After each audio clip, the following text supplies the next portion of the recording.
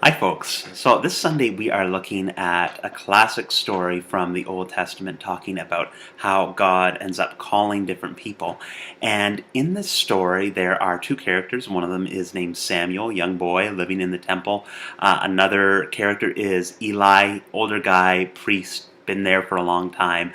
They're both sleeping at night, and there is this moment where Samuel gets woken up and he hears this voice saying, Samuel, Samuel. And he thinks, okay, it must be Eli. He goes over to Eli and says, what's the deal? Eli gets woken up by this because it wasn't actually him talking. Maybe a bit annoyed, we don't know.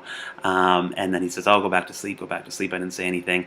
This goes back and forth a bunch of times. It's almost like some kind of a Three Stooges sketch where Samuel keeps on going and waking Eli up, and Eli's grumpy, he doesn't want to get up. And then eventually Eli kind of clues in and says, oh, maybe this is God actually talking to Samuel. So he says, okay, go back to bed, but when the next time you hear the voice, say, okay, speak, Lord, for your servant is listening. So Samuel goes back to bed, hears the voice again, says what Eli says, and then he actually does get the message from God, which ends up not actually being that great for Eli, but we don't really talk about that part in terms of our Sunday school lesson for this week. Now, in terms of what we're focusing on, we're really looking at, okay, what does it mean to kind of have a back and forth with God?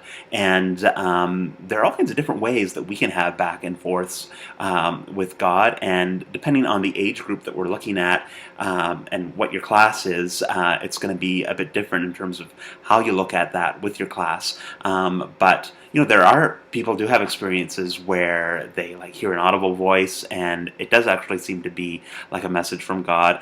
A lot of the time, though, there are a lot of different ways that God can interact with us, whether that is through our sense of conscience, whether that is through the guidance of wise people in our lives. There are all these different ways, and we're going to explore that in terms of the curriculum that we're looking at. But the important thing is to be able to, get the idea across that, there is this back and forth in terms of our relationship with God, and it can take place in a bunch of different ways. And then also, for some of our older kids, the idea that they will be called to different ministries in terms of what God is trying to do with them, and think about their own gifts and great stuff like that. So I hope this has been a helpful introduction for you folks.